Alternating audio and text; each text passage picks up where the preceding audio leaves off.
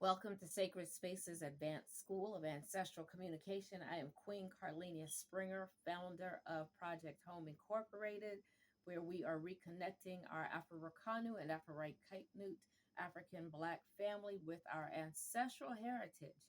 We are restoring our divine connection. We are the mothers and fathers of humanity.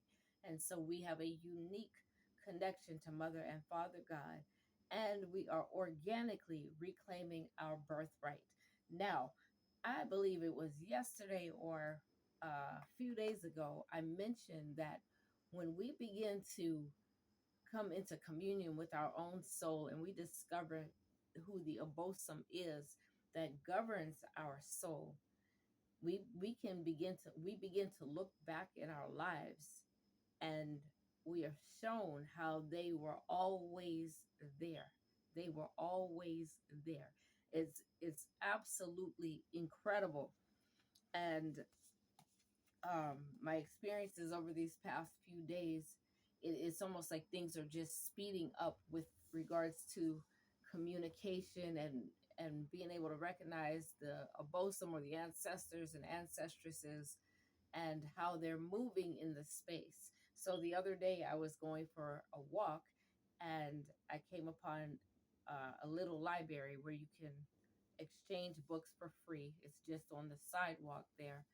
And I saw this book, Nana Akua Goes to School. And I mentioned, I believe, that we're even named after the Abosa, the Orisha, the Vodou. We carry their names. And the reason we carry their names is because it is their characteristics that we bring into this world. And so as we begin to move in alignment with who we are and we discover who we are, this is where we bring unity. This is where we bring harmony to our lives, harmony to our families, to our community. And when we reconstitute ourselves, it is harmony worldwide. And that is where we're headed. So when I saw this book, I've had an intention to do story time for my kids of the cosmos, my Afro-Rakanu and Afro-Kite-Nut African Black kids, children. And so we're going to start with Nana Akua Goes to School. And what I will do is when I record this, I will put a link so that parents can share that with their children. I will link it to my YouTube channel, and parents can, they, I'll have more stories, but I'm going to start with this one. And yeah, you can share it with your children. You know, when I opened the book, I was so shocked to see all of these Adinkra symbols. Now, the words may be backwards here, but here it is. Adinkra symbols and their meanings, right? Front and back. Incredible.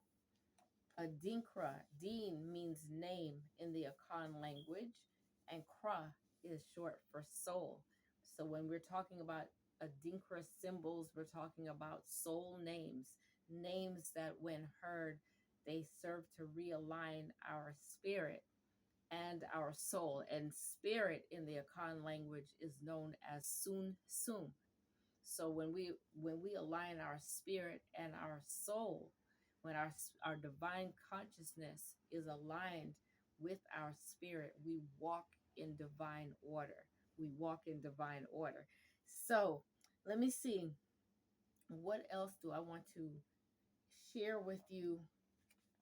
What else do I want to share with you today? Well, you know what? Nana Akua. I have this graphic here.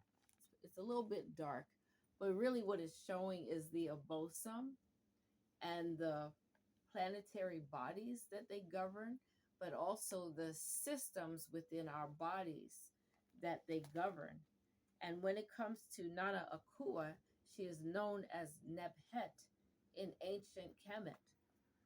And so she governs the renal system in the body.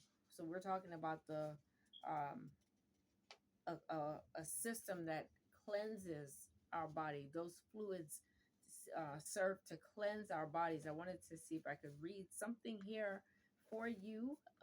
Give me 1 second about Nebhet.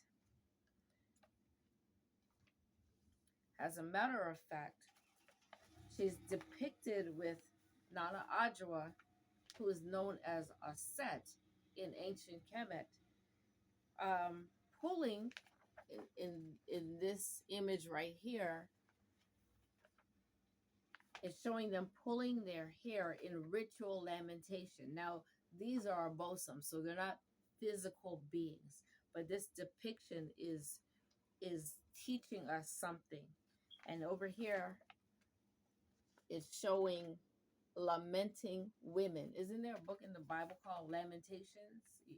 Listen, we're older than the Bible. We're older than all of these religious books that are out here. And when you begin to study, you see exactly where that information was taken, stolen from. Our history has been hidden, and our knowledge has been stolen, corrupted, and fed back to us.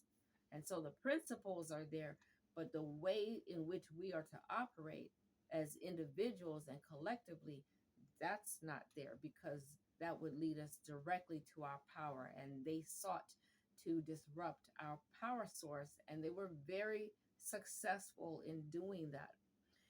So here it says, ritual wailing is also a means by which the spirits of the deceased are provoked to come forward. The tears, the water released are cleansing, and the sound vibration, the wailing, the singing are recalibrating. The release of water and sound works to free our hearts from remaining heavy with grief after the death of those close to us. This brings balance to our spirits, as our hearts are now light enough to be balanced with the feather on the scale of Ma'at. And you may not know that word Ma'at, some of you may, but when we talk about the heart being weighed against the feather, Ma'at is an abosom. And so that's what is, and she governs that whole process of justice and balance. And so when our heart is as light as a feather, we are operating in alignment with divine order. When it's heavy, we're weighed down. And so it's saying that when we release tears, um, that those tears are cleansing, and that sound helps to recalibrate us. It helps to recalibrate us and release the heaviness within our hearts when we lose someone close to us.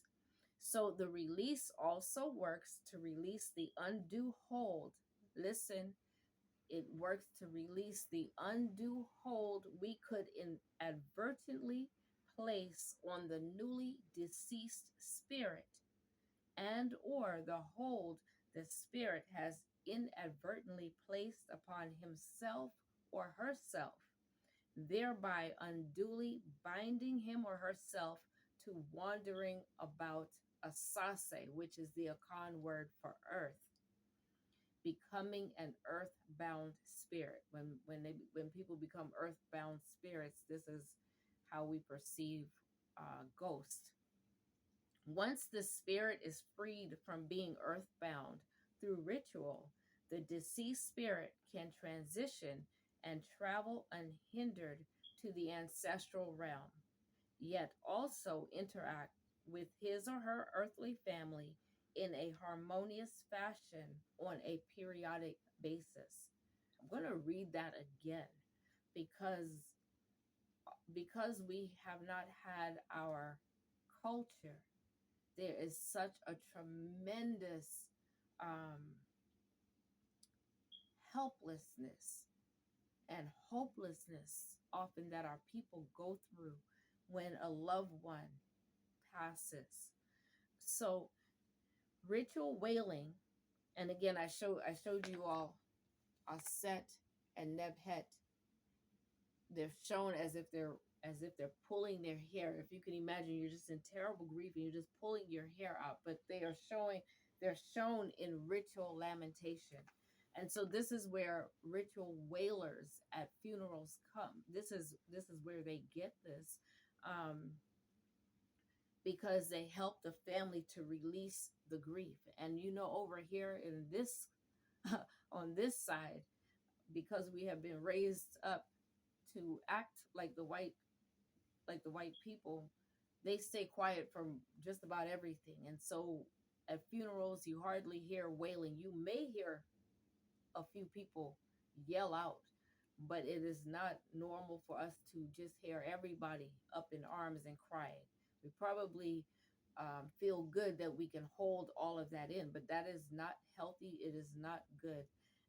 So the ritual wailing is also a means by which the spirits of the deceased are provoked to come forward. And let me be clear, the spirit is not dead, it is the body that is deceased. Okay? The tears, the water released, are cleansing, and the sound vibrations with that wailing and that singing, the grieving out loud, is recalibrating. The release of water and sound works to free our hearts from remaining heavy with grief after the death of those close to us. This brings balance to our spirits, as our hearts are now light enough to be balanced with a feather on the scale of Ma'at.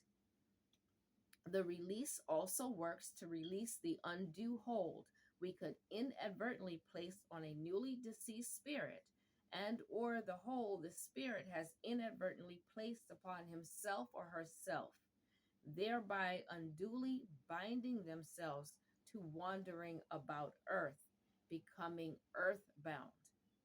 Once the spirit is freed from being earthbound through ritual, the deceased spirit can transition and travel unhindered to the ancestral realm, yet also interact with his or her earthly family in a harmonious fashion on a periodic basis. And I'm sure we have all experienced this to to some extent, whether it is a loved one coming to us in a dream. You know when you're, if it's your mother, your father, sister, brother, loved one, when they come to you, when they give you a message, without a shadow of a doubt you understand that it is them, and you have evidence in real time as to whatever it was that was shown to you or said to you or given to you in that space. And what's so they said, once the spirit is freed from being earthbound through ritual, the deceased spirit can transition and travel unhindered to the ancestral realm. And I'm just going to tell you a brief story, because I do remember going with a friend. It was out, and I didn't even understand about the ancestors then. Nothing. I didn't really know anything about them, but I forgot. It was the people were practicing our traditional way of worship, but they were from Brazil. And so we went out into the country, and there was a place they would worship out there, like a big barn. And the men would stand on one side and the women on the other, and they sang hymns.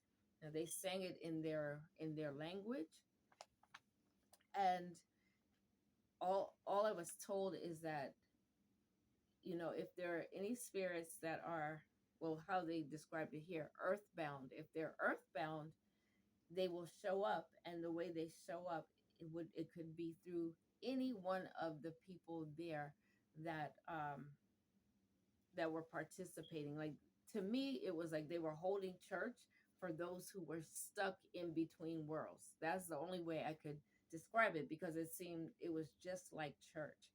Now there was a young girl there, who was part of their group, and she was about 14. I think she was about 14 or 15. And at some point we're all singing, and then I see her, and she looks like she's scared a little bit, and she starts to shake. And and I'm wondering, like, what's wrong with her. And somebody whispers to me, "Oh, that's one of the that's the spirit. That's how it shows up. It takes possession of that person. From my point of view, what I saw was, it looked to me like, even though I couldn't see the spirit, it looked to me like the spirit probably was there. And as we were singing, that spirit became aware of our presence. And it was a lot of people. It was at least about 20 or 30 people. And they may have thought, again, this is my perception, they may have thought they were in that room or that space by themselves. And then they become aware of all these people. And it looked to me like becoming aware of all those people in that space that they did not know was there before. They got very scared, almost like they didn't know what happened. And so the people began to sing even louder and louder, and they pointed in a certain direction, and they were telling her to go to the light, to go to the light. And you could see the person, I don't know if it was a girl, maybe it may have been a girl, but she was cowering. She was cowering down, and the people gathered around her, and they held her and they rocked her. It was so loving and so gentle. I had never experienced anything like that before.